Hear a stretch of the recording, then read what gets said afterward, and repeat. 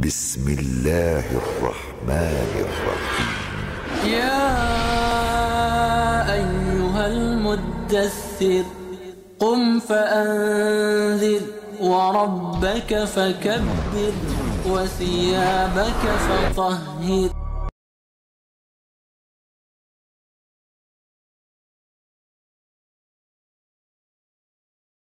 Assalamualaikum warahmatullahi wabarakatuh.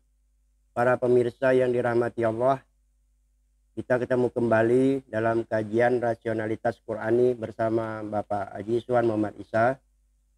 Pada kajian kali ini kita masih melanjutkan pembahasan tema sebelumnya, yang mana dari pemahaman dan penjelasan tentang Asmaul Husna dan tema-tema yang lalu yang berkaitan dengan makna ini, setidaknya secara rasionalitas Qurani kita memahami bahwa Ahad adalah entitas abstrak yang direpresentasikan melalui Allah yang memiliki karakter, simbol, atau tanda yang disebut Asmaul Husna.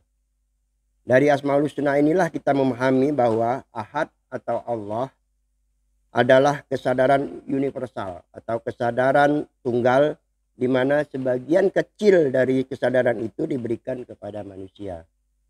Artinya ada ketidaksamaan dan sekaligus juga ada kesamaan antara Allah dan manusia. Apakah pandangan ini sejalan dengan akidah dalam konsep teologi Al-Asy'ari Al-Maturidi yang dianut umumnya oleh umat Islam di Indonesia? Pak Iswan. Terima kasih Pak Jul. Assalamualaikum warahmatullahi wabarakatuh. Jadi kita sudah masuk tema ke-92 Pak Jul ya. Nah, mungkin pada tema ini kita ingin melihat apakah tema-tema rasionalitas Quran yang kita sampaikan di dalam pandangan ini mempunyai hubungan dengan ajaran-ajaran teologi Al-Asy'ari dan Al-Maturidi, sebab teologi Al-Asy'ari dan Maturidi inilah yang menjadi akidah sebagian daripada umat Islam di Indonesia. Nah, ini kita sudah paham gitu. Nah, kalau kita lihat di dalam teologi Al-Asy'ari ini sebenarnya kita sudah kenal gitu teologi Asy'ari ini. Kita di dalam tataran masyarakat umum sampai masyarakat umum ini kita sebut dengan akidah tauhid kita, orang-orang ahli sunnah ini.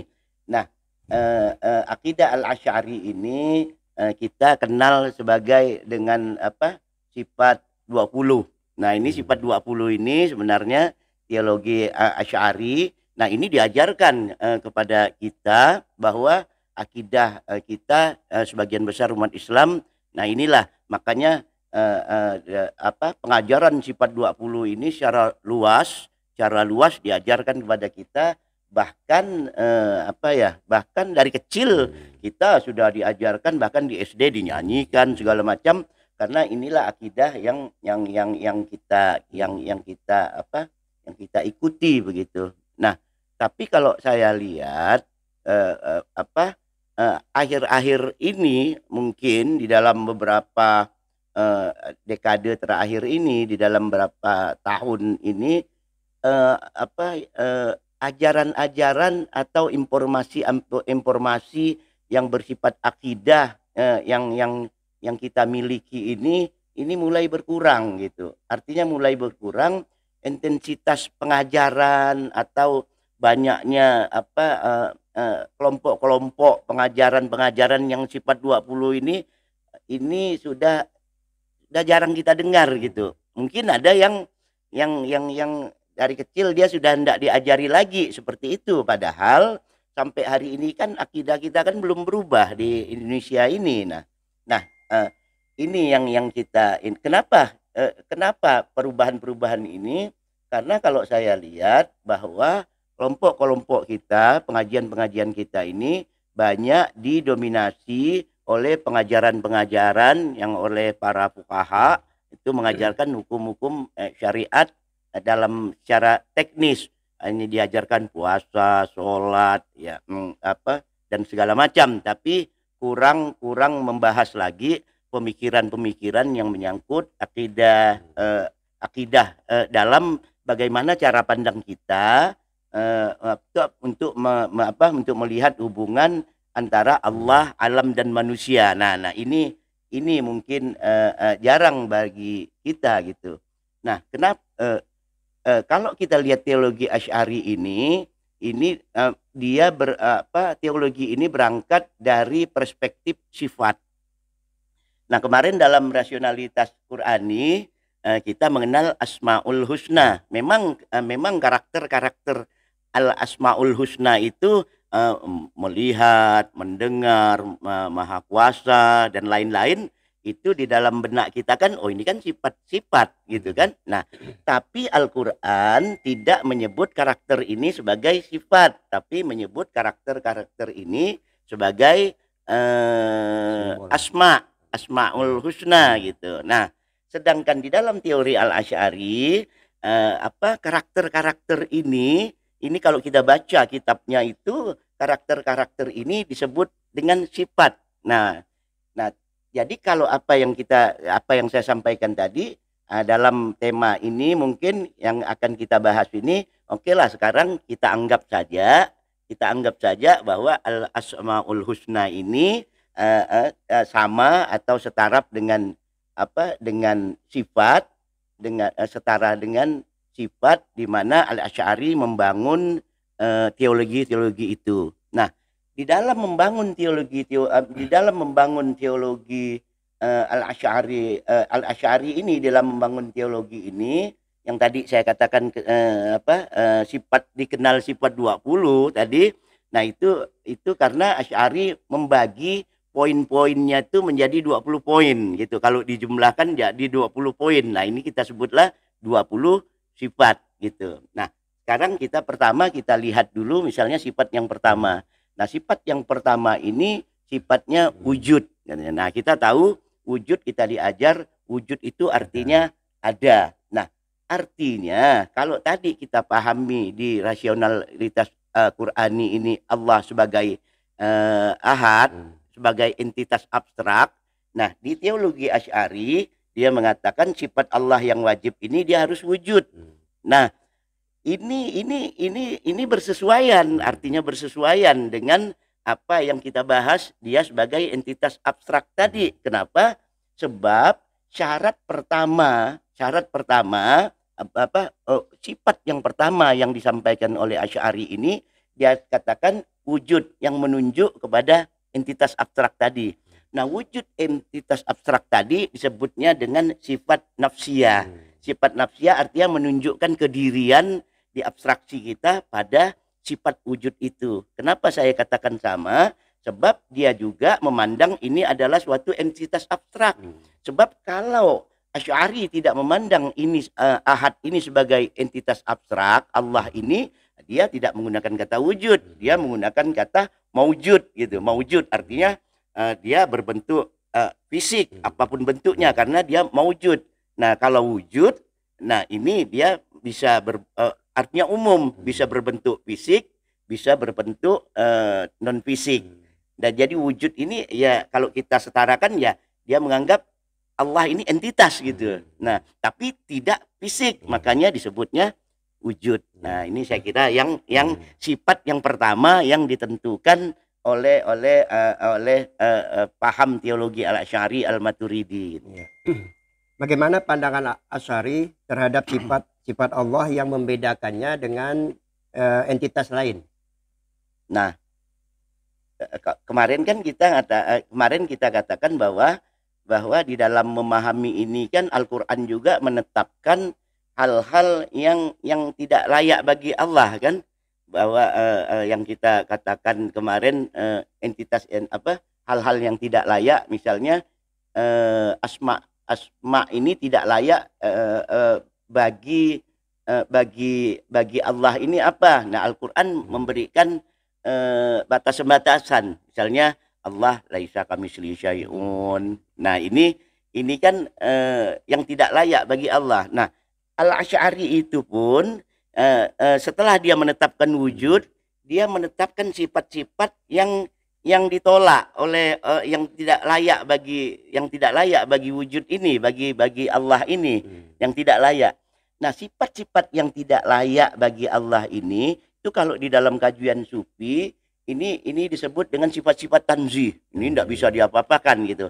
Nah, Al-Asy'ari menggunakan ini dinamakan Al-Asy'ari menggunakan ini dinamakan sifatnya sifat salbiyah. Nah, sifat salbiyah itu dari kecil biasa kita udah dengar itu. Sifat salbiyah itu adalah sifat yang apa ya?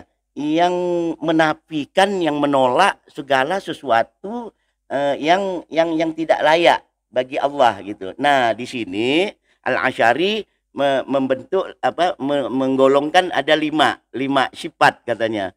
Pertama, sifatnya qidam, baqa, muhalafatul hawadis, qiyamuhu ta'ala binafsi, wahdaniyah. Nah, ini yang sifat-sifat yang menolak ini gitu. Nah, pertama kita lihat baqa dulu lah. Kita lihat yang 2 sampai 5. 2 sampai 5 tadi. Qidam, yang baqa itu sifatnya kekal. Ini jelas kata apa yang diberikan oleh Allah. Wujud qidam, baqa tadi kan. Yang kedua mukhalafatul hawadis, dia tidak sama dengan sesuatu. Laisa kamitslihi syai'un, jelas gitu kan. Qiyamuhu mukhalafatul wujud qidam baqa mukhalafatul hawadis, qiyamuhu ta'ala binafsi. Nah, itu qiyamuhu ta'ala binafsi ini Allah tidak memerlukan sesuatu di dalam adanya, di dalam berdirinya. Berdiri atas Allah, kalau kita belajar itu dia berdiri atas dirinya sendiri. Nah, yang kelima itu yang nomor 5 wahdaniyah. Allah itu esa, jelas, ahad gitu kan. Jadi yang menolak angka urutan yang baqa sampai wahdaniyah ini enggak ada masalah. Nah, sekarang yang menjadi selalu jadi pemikiran adalah tentang qidam. Nah, ini biasa disebut dengan qadim.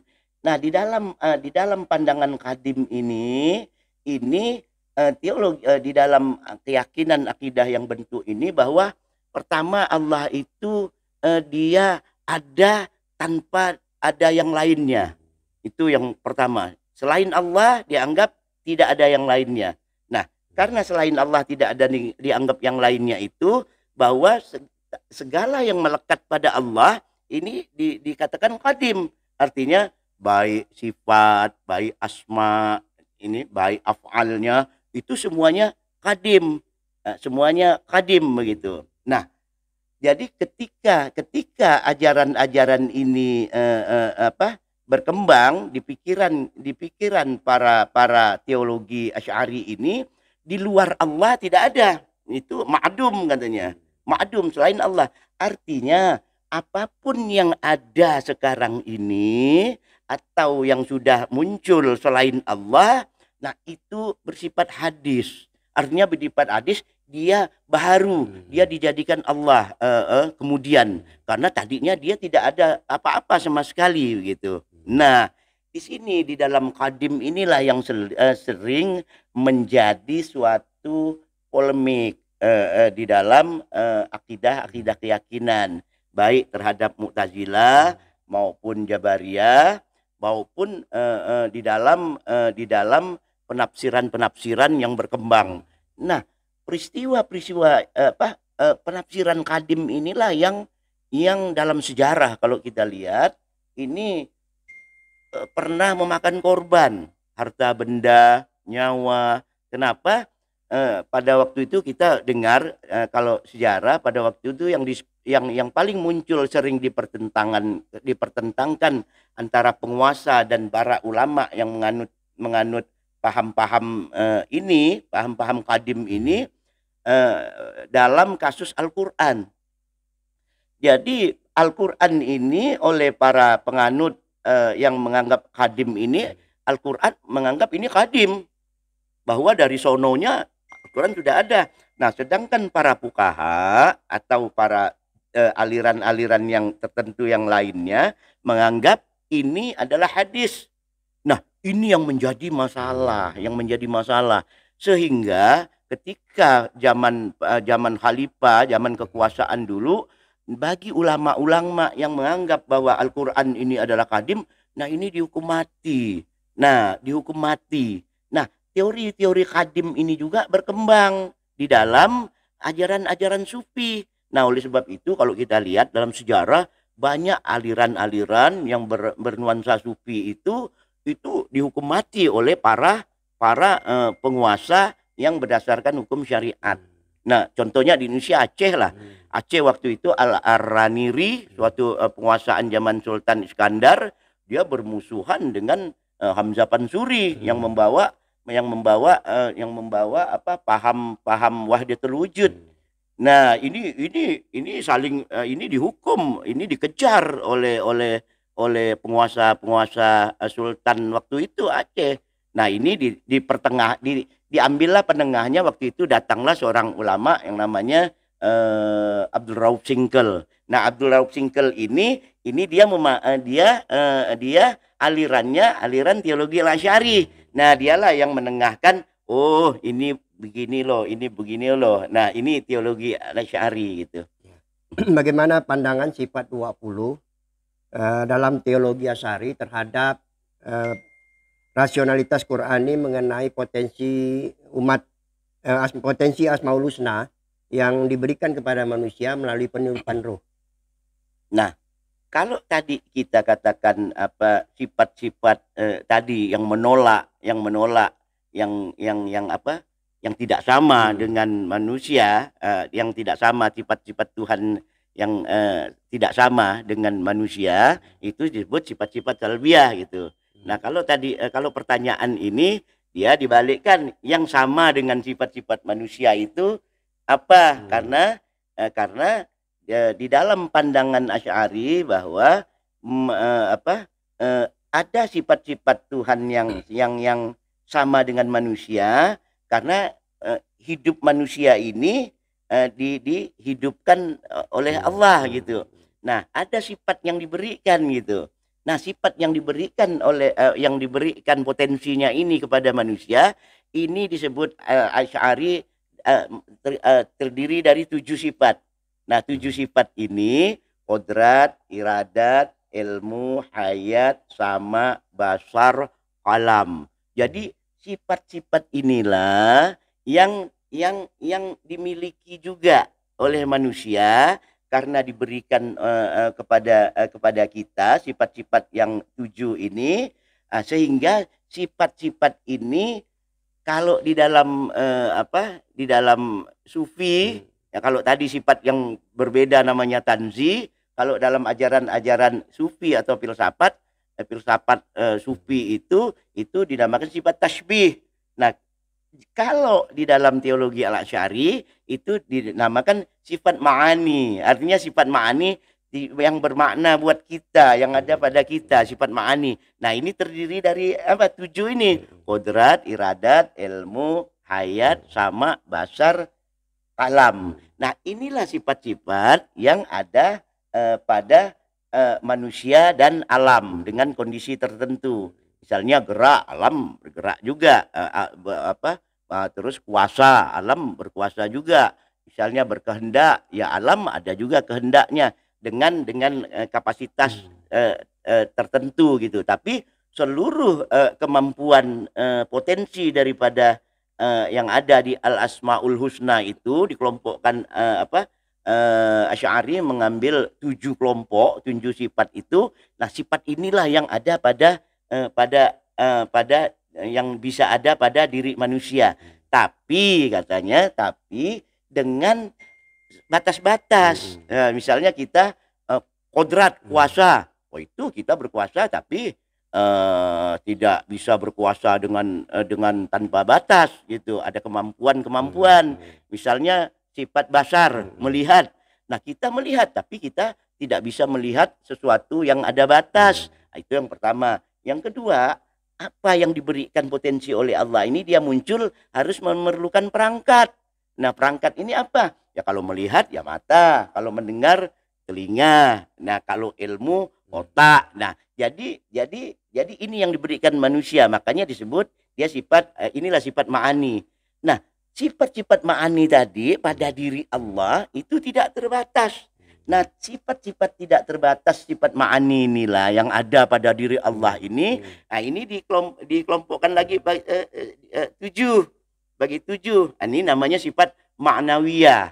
Nah, sifat ma'nawiyah inilah yang dimiliki oleh Allah dari yang 7 tadi. Oleh sebab itu, sifat ma'nawiyah ini disebutlah kodrat itu menjadi qadirun, dialah yang maha berkuasa, muridun, maha berkehendak, ilmun, maha berilmu, hayyun, sami'un, basirun, mutakallimun. Nah, inilah sifat 7 sifat yang dinamakan sifat ma'nawiyah. Nah, dari sini tadi kita kan tadi katanya kita mengenal itu sifat 20. Nah, dari sini kita dapat menghitung sudah. Kita dapat menghitung wujud sifat nafsiyah 1, itu kan. Sifat yang menolak dinamakan sifat salbiyah, wujud qidam, baqa, mukhalafatul hawadis, qiyamu ta'ala binafsi wahdaniyah, ada 5, jadi 6, ditambah 7 sifat ma'ani, jadi 13, ditambah 7 lagi sifat ma'nawiyah, dia menjadi 20. Nah, agar ini tidak terbatas konsep ini, oleh Asy'ari itu ditambahkan lagi 1 sifat. Sebenarnya ada di dalam kajian itu sifat harus bagi Allah. Artinya Allah tidak harus tunduk pada sifat-sifat seperti itu. Boleh saja dia mengatakan iya, mengatakan tidak, atau boleh saja alam ini artinya Allah tidak terikat pada sifat-sifat itu, karena sifat-sifat ini melekat pada zatnya, katanya ini adalah zat yang sifat-sifatnya tak terbatas. Bagaimana pandangan teologi Asy'ari tentang hukum-hukum wujud objektif dalam dunia sebab akibat, atau adanya ketergantungan sesuatu dengan sesuatu yang lain? Nah, teologi Asy'ari ini kan ada juga membahas tentang sebab akibat adanya ketergantungan. Nah, untuk membahas ketergantungan ini Al-Asy'ari mengelompokkan lagi sifat-sifat itu. Sifat-sifat ini yang dikelompok-kelompokkan ini yang dinamakan sifat ta'alluq. Sifat ta'alluq biasanya ta'allaq. Nah, kalau kita di kampung biasanya sifat takluk. Nah, tahu enggak kau takluk itu, katanya kan. Wah, ini belajar sifat 20 ini katanya kan. Nah, sifat takluk ini sifat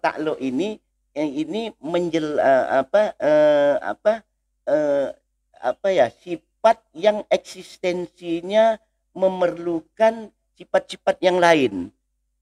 Atau sederhananya ada sebab akibat yang berurutan,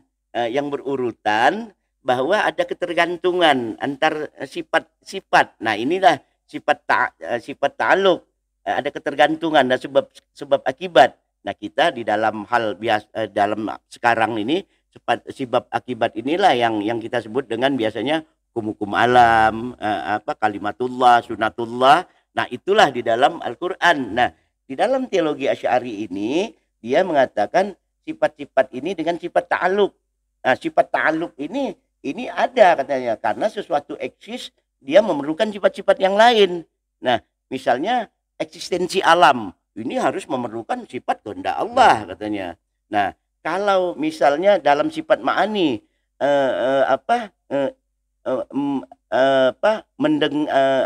misalnya ilmu. Nah, ilmu ini tidak bisa datang serta-merta, tapi dia dari pendengaran, dari penglihatan. Nah, ini hubungannya. Nah, di dalam hal itu kita juga sifat ma'ani ini. Nah, ini disebabkan oleh sifat ma'nawiyah yang dimiliki oleh Allah. Nah, diberikannya kepada kita. Nah, kalau di dalam rasionalitas Al-Qur'ani, Quran ini, pemberian ini kan melalui potensi peniupan roh tadi. Nah, ini pemahaman daripada sifat-sifat ta'alluq di dalam sifat-sifat gitu. Nah, ini menjadi bermasalah, bukan bermasalah, pemikiran di dalam Asy'ari ini dalam konteks sifat ta'alluq ini terpaksa tanda kutip kan harus membuat juga bagaimana kalau ada sebab akibat, bagaimana Tuhan yang tadinya, Allah yang tadinya hanya Allah yang ada, di luar Allah itu ma'dum, artinya kekosongan mutlak, kok bisa ada materi. Nah ini bagaimana ceritanya? Karena landasannya sebab akibat tadi yang dibentuk gitu. Nah di dalam hal ini, dan untuk menjelaskan hubungan antara Allah yang eksistensinya hanya dia hanya Allah saja, yang kemudian selanjutnya ada materi yang muncul di luar Allah. Nah, ajaran Al-Asy'ari ini membangun suatu pemikiran murni dari pemikiran yang saya kira ini berangkat bukan dari landasan landasan filosofisnya, tapi pemikiran-pemikiran yang ada di dalam abstraksi daripada Asy'ari Al-Maturidi ini. Nah, jadi beliau membagi tiga tahap. Tentang adanya dari kekosongan itu menjadi materi. Pertama, dia katakan tahap yang pertama itu namanya saluhi qadim. Saluhi qadim ini bahwa katanya pada waktu itu hanya Allah saja yang ada, ya terserah Allah. Bagi Allah layak saja, patut saja bagi Allah dia mau menjadikan alam ini ada atau tidak. Nah, ini artinya waktu itu alam belum ada sama sekali. Nah, ini dinamakan saluhi qadim pada tingkat alamnya katanya. Nah, ketika yang kedua Allah dinamakan tanjizi qadim. Nah, tanjizi qadim ini ibaratnya tadi kalau kita bayangkan diri kita itu rancangan sudah ada di dalam abstraksi kita, tapi belum kita buat gitu. Nah, ini namanya saluhi qadim. Nah, ini ada kekadiman juga. Nah, oleh sebab itu sifat-sifat Allah itu katanya qadim walaupun perbuatannya belum muncul, tapi sifat Allah kan sudah ada. Nah, sifat ini qadim katanya. Kalamnya juga qadim, makanya Al-Qur'an disebut qadim karena Al-Qur'an ini kalam Allah katanya. Nah, karena sifat karena tadi sudah disusun bahwa kalam Allah ini, sifat Allah ini, berarti Al-Qur'an yang disebut kalam ini qadim katanya. Nah, ini yang kadang-kadang bertengkar itu. Nah, kita kembali tadi yang kedua, tanjizi qadim tadi kita kembalikan tanjizi qadim sudah ada di dalam konsep ini. Ibaratnya ada blueprint lah. Ada blueprint di dalam ini tapi belum dimunculkan. Nah, yang ketiga tanjizi hadis. Hadis ini kan arti lain daripada hadis ini kan sesuatu yang baru dibuat, yang baharu, yang sesuatu yang baru dibuat, yang baharu. Nah, tanjizi hadis yaitu adanya alam semesta ini. Nah, Allah lah yang memunculkan alam semesta beserta isinya ini. Nah, ini tingkat tanjizi hadis, dia sudah hadis. Tapi di dalam teologi itu tidak menjelaskan secara teknis bagaimana sesuatu kekosongan mutlak, ma'dum, yang tidak ada apa-apanya, yang ada Allah, yang dimana Allah adalah entitas abstrak, bisa melahirkan materi. Artinya apa? Artinya bangunan ini dibuat karena di dalam abstraksi kita tetap berpegang bahwa yang ada pada masa qadim azali dulu itu yang ada hanya Allah gitu. Nah, ini yang kita pegang sampai hari ini kan kita pegang. Nah, mau tidak mau kita harus membuat rumusan gitu kan. Nah, ini sudah disediakan oleh teologi Al-Asy'ari Al-Maturidi. Ini loh bagaimana Allah sendiri bisa jadi alam. Ada yang namanya saluhi qadim, ada namanya tanjizi qadim, ada namanya tanjizi hadis. Nah, inilah yang menyebabkan alam ini menjadi ada. Tapi tidak bisa menjawab pertanyaan kenapa kalau Allah sendiri sedangkan materi itu dari mana. Nah, ini yang tidak dijelaskan di dalam teologi ini gitu. Apa yang dapat kita simpulkan dari kajian kali ini, Pak Iswan?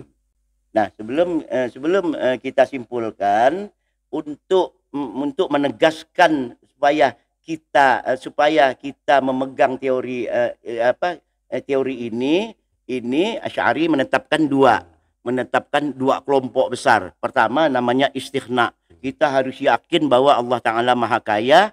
Allah menjadikan alam ini tidak ada keuntungan bagimu, tidak juga ada kerugian bagi dia, tidak ada juga manfaat, jadi tidak ada apa-apanya gitu. Jadi kalau kita kejar ya Allah, karena jawabnya kasih sayang gitu kan. Nah ini Allah Maha Kaya, istighna. Nah, sifat yang kedua harus kita pahami, harus kita yakinkan, katanya dia mempunyai sifat iftiqar. Sifat iftiqar ini di mana segala sesuatu tergantung pada Allah Ta'ala. Apapun. Jadi kalau api panas bukan api yang memanaskan, itu Allah. Pisau, kita kena pisau luka, bukan pisau yang melukakan kita, Allah. Nah inilah yang sering berkembang, yang jadi perdebatan kita selama ini. Oh kalau begitu, nah ini harus dibereskan sebenarnya, bagaimana pemahaman ini. Nah, jadi kalau tadi ada dua hal yang dapat kita simpulkan. Pertama, secara landasan filosofis, bahwa bangunan konsep umum daripada teologi akidah Al-Asy'ari Al-Maturidi ini yang menjadi akidah bagi kita umat Islam secara filosofis, dia tidak bertentangan dengan pemikiran-pemikiran dasar Qur'ani, pokok-pokok dasar Qur'ani dalam konteks hubungannya yang sudah kita bahas, sifat-sifat ini terhadap Asmaul Husna yang kita bahas. Karena seluruh Asmaul Husna itu sifat ma'ani ini ada, sifat ma'anawiyah ini ada di dalam Asmaul Husna. Nah, namun yang kedua kesimpulannya, namun secara pijakan teknis di dalam konstruksi tauhid ini perlu narasi-narasi yang perlu penjelasan, terutama masalah qadim. Nah, ini nanti kita bahas mungkin masalah-masalah qadim di tema berikutnya, sehingga bagaimana menjelaskan hubungan antara ketiadaan bisa ada di alam semesta ini. Saya kira hanya itu yang dapat saya sampaikan.